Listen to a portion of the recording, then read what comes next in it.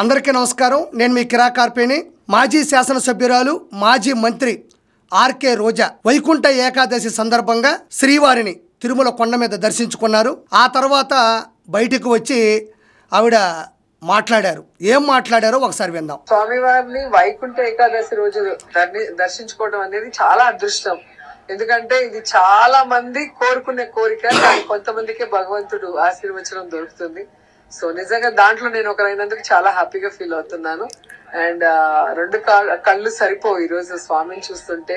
Temple మొత్తం అలంకరణ కానీ, సీరియల్ లైట్స్ కానీ, ఫ్లవర్స్ కానీ, లోపల ఇక్కడ ఆర్కే రోజా ఏదైతే చెప్పిందో అలంకరణ కావచ్చు, లైటింగ్ సిస్టమ్ కావచ్చు, సీరియల్ లైట్స్ కావచ్చు, ఫ్లవర్ డెకరేషన్ కావచ్చు, ఇవన్నీ కూడా మనం 100% కూటమి ప్రభుత్వానికి, టీటీడీ చైర్మన్ బిఆర్ నాయుడు గారికి, అక్కడ ఉన్న అధికారులకి, పనిచేస్తున్న సిబ్బందికి మనం ఖచ్చితంగా కృతజ్ఞతలు తెలియజేసుకోవాలి.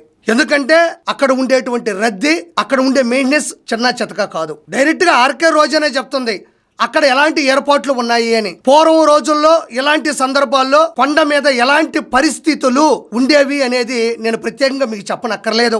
కొన్ని విషయాలు, కొన్ని గొప్ప పనుల తాలూకు మాటలు ఆటోమేటిక్ గా ఆ దేవుడే పలికిస్తాడు. ఇంత ముందు కూడా అంబటి రాంబాబు అన్న ప్రసాదం తిని ఎలా మెయింటైన్ చేస్తున్నారు, ఇన్ని కోట్ల మంది భక్తులకు, ప్రజలకు ఎలా మీరు అందిస్తున్నారు, ఇంత మంచి భోజనం ఇంపాసిబుల్ అని ఎప్పుడు కూటమి ప్రభుత్వం మీద విషయం జిమ్మే పరిస్థితి ఉన్న అంబటి రాంబాబు కూడా ఆ విషయం ఒప్పుకోవడం జరిగింది. ఇప్పుడు ఆర్కే రోజా కూడా తిరుమల కొండ మీద వైకుంఠ ఏకాదశి నాడు చేసిన ఏర్పాట్ల గురించి ఒప్పుకోవడం జరిగింది. అంటే గొప్ప పనులు ఎవరో కూడా ఆపలేరు కాబట్టి ఇది వాస్తవం.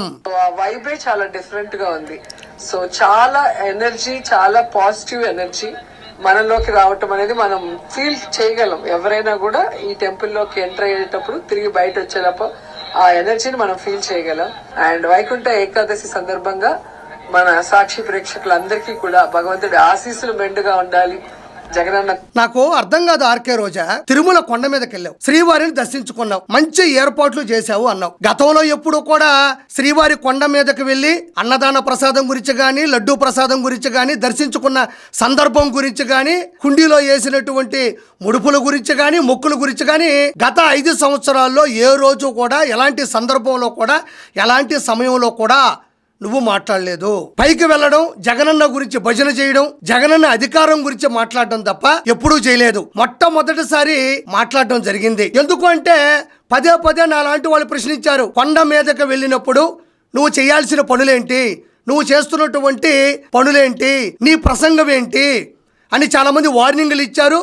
భక్తులు కూడా సీరియస్ అయినటువంటి సందర్భాలు ఈ రోజుకి కూడా యూట్యూబ్, సోషల్ మీడియా మాధ్యమాల్లో ఉన్నాయి. అయితే ఇక్కడ చూడండి, ఆర్కే రోజా ఇంటి నుంచి బయలుదేరేటప్పుడు సరే దేవుడి దగ్గరికి వెళ్ళేటప్పుడు రెడీ అవ్వాలి, వెళ్తుంది. కానీ వెనక సీటు మాత్రం ఖాళీగా ఉంచుకుంది. ఎందుకు ఉంచుకుంది? పైన మిగతా మాధ్యమాలు ఏదైతే సోషల్ మీడియా సంబంధించినటువంటి, మిగతా ప్రెస్ కు సంబంధించినటువంటి ఏదన్నా ఛానల్స్ వచ్చాయంటే సమాధానం చెప్పలేదు కదా, మనం దొరికిపోతాం కదా, భయం కదా, మన దగ్గర రెడీగా పేపర్ ఉండదు కదా, స్క్రిప్ట్ లేదు కదా, పైకి వెళ్ళింది కదా. కానీ వెనక సీట్ లో ఒక మైకు, ఒక కెమెరా, ఒక పర్సన్ పెట్టుకుంది, పైకి తీసుకుంది, బయటికి రాగానే ఫ్రేమ్ రెడీగా చేసి పెట్టుకుంది. ఇక్కడ చెప్పే విధానం ఏంటి అంటే సాక్షి ప్రేక్షకులకి ఆ దేవుని ఆశీస్సులు మెండుగా ఉండాలని ఉంటుంది. నిజంగా నువ్వు ప్రజాస్వామ్యంలో ప్రజల మంచి కోరుకునేటువంటి ఒక నాయకురాలువే, సేవకురాలువే అయితే ఏమని అనాలి? ప్రపంచ వ్యాప్తంగా ఉన్న శ్రీవారి భక్తులకి వైకుంఠ ఏకాదశి శుభాకాంక్షలు, వాళ్ళందరికీ మంచి జరగాలి, ఆ దేవుని ఆశీస్సులు ఉండాలని మనస్ఫూర్తిగా కోరుకుంటున్నాను. దానితో పాటు నూతన సంవత్సరం రాబోతుంది కాబట్టి ముందుగా మీకు నూతన సంవత్సర శుభాకాంక్షలు. 2026 అందరి జీవితాల్లో కూడా కొత్త వెలుగులు నింపాలి అని కోరుకుంటానని చెప్తారు ఎవరైనా సరే. కానీ ఈవిడ మాత్రం సాక్షి ప్రేక్షకులకు మాత్రం ఆ దేవుని ఆశీస్సులు మెండుగా ఉండాలని కోరుకునిందంట. సాక్షి ప్రేక్షకులు ఎవరు? నువ్వు, మీ అన్న, ఇంకొక 10 మంది. అంటే అక్కడ కూడా ఆ దేవుని ఆశీస్సులు ఆ సాక్షి ప్రేక్షకులు అంటే వీళ్ళే, మళ్ళీ అంటే వీళ్ళకి సంబంధించినటువంటి ప్రేక్షకులకే ఆ దేవుని ఆశీస్సులు ఉండాలని కోరుకుంటుంది. ఎంత స్వార్థం! ఈవిడ రాజకీయ నాయకురాలా? ఈవిడ మళ్ళీ గెలుస్తాదా? ఈవిడికి ఆ దేవుని ఆశీస్సులు ఖచ్చితంగా ఉంటాయా?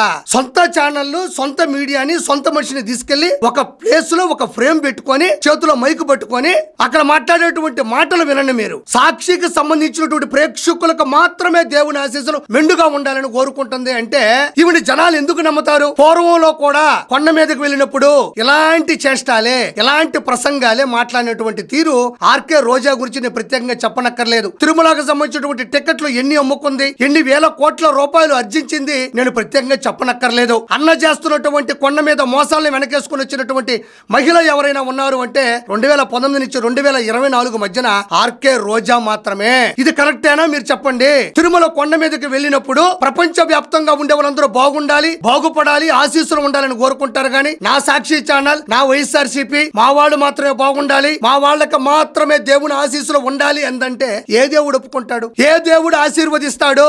ఏ దేవుడు వీళ్ళని గెలిపిస్తాడు? ఎప్పటికీ ఆర్కే రోజా ఏమైనా మారిందా? మీరే చెప్పాలి. నారా చంద్రబాబు నాయుడు గారు 4 సార్లు ముఖ్యమంత్రి అయ్యారు, ఇంకొకసారి అవుతారు, అందులో సందేహం లేదు. మూలిగి ముద్దులు పెట్టి అబద్ధాలు చెప్పి అరాచకాలు చేసి ఒక్కసారి ముఖ్యమంత్రి అయినటువంటి జగన్మోహన్ రెడ్డి సేవలు చూసి జగన్మోహన్ రెడ్డి పాలనకు దండం పెట్టారు, ఆయన పార్టీకి పిండం పెట్టారు, మంచి పనులు చేసే నారా చంద్రబాబు నాయుడు గారికి పట్టం కట్టారు. ఇక్కడ చూడండి ఏం మాట్లాడింది మళ్ళీ. మన సాక్షి ప్రేక్షకులందరికీ కూడా భగవంతుడి ఆశీస్సులు మెండుగా ఉండాలి, జగనన్న తొందరగా ముఖ్యమంత్రి అయ్యి రాష్ట్రం మొత్తం మళ్ళీ బాగుండాలని మనస్ఫూర్తిగా కోరుకుంటున్నాను. ఇక్కడ ఆర్కే రోజా మాట్లాడింది విన్నారనుకుంటున్నాను. అత్యవసరంగా అన్న త్వరగా ముఖ్యమంత్రి అవ్వాలి, మళ్ళీ రాష్ట్రం బాగుండాలని కోరుకుంటుందంట. నిజంగా అన్న ముఖ్యమంత్రి అయితే రాష్ట్రం పక్కన పెట్టు, ఇప్పుడు నువ్వు ఏదైతే చెప్పావో ఫ్లవర్ డెకరేషన్, లైటింగ్ సిస్టమ్, అలంకరణ అద్భుతం, దేవుడు మెరిసిపోతున్నాడు అని నువ్వే చెప్పావు. అన్న ముఖ్యమంత్రి అయితే రాష్ట్రం పక్కన పెట్టు, తిరుమల కొండ మీద ఉండేటువంటి ఈ ఏర్పాట్లు ఖచ్చితంగా పర్ఫెక్ట్ గా ఉంటాయా అని నేను ఆర్కే రోజాని సూటిగా ప్రశ్నిస్తుండా. ఇంకోటి అడుగుతుంది ఇక్కడ, అన్న అత్యవసరంగా, అన్న త్వరగా ముఖ్యమంత్రి అవ్వాలి. అన్న ఎలా త్వరగా ముఖ్యమంత్రి అవుతాడు? 5 సంవత్సరాలకు ఒకసారి ఎలక్షన్స్ వస్తాయి. ఇప్పటికి 19 నెలలు అయింది దాదాపు, ఇంకా 3 సంవత్సరాల 5 నెలలు ఉంది. సమయం గడవాలి కదా, 5 సంవత్సరాలకే కదా ఎలక్షన్స్ జరుగుతాయి. తెలియకుండానే నువ్వు పోటీ చేసి 2 సార్లు ఎమ్మెల్యే అయినావా? నాకు అర్థం కాదు. అన్న త్వరగా గెలవాలి అంటే మీ చేతుల్లో ఉందా ఈసీ? అన్న త్వరగా సీఎం అయిపోవాలంట. కాలం ఎక్కడుందో ఎదుకో, అక్కడికెళ్ళి గట్టిగా తిప్పు, గరగర వచ్చేస్తది, 5 సంవత్సరాలు అయిపోతుంది. అన్న త్వరగా సీఎం అయిపోవాలంట. అన్న ఎలా త్వరగా సీఎం అవుతాడు?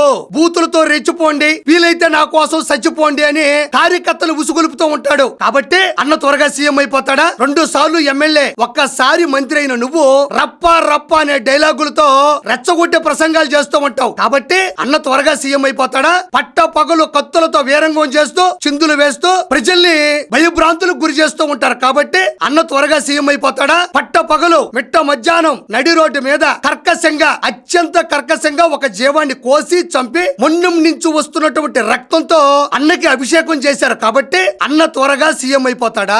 అన్న ఏ పక్క నుంచి త్వరగా సీఎం అయిపోతాడు?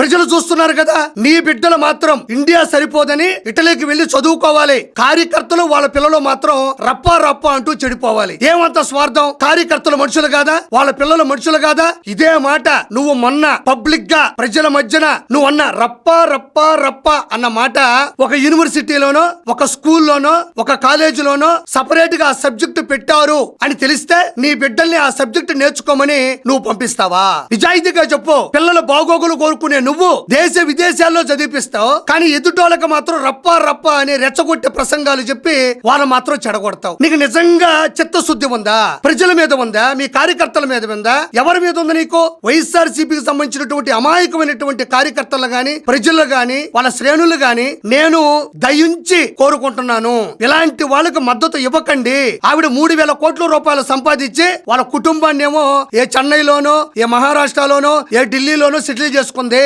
మీ దగ్గరికి తీరిగ్గా వచ్చి మిమ్మల్ని రెచ్చగొడతారు, మీ ప్రాణాలని బలి తీసుకుంటున్నారు. మీ బిడ్డల భవిష్యత్తు గురించి ఆలోచించండి, మీ మహిళల యొక్క ఔన్నత్యం గురించి ఆలోచించండి. కానీ ఇలాంటి వాళ్ళు మాట్లాడే మాటలకి మీరు బలి అవ్వద్దు అని మనస్ఫూర్తిగా కోరుకుంటూ నేను మీ కిరాక్ కార్పేని.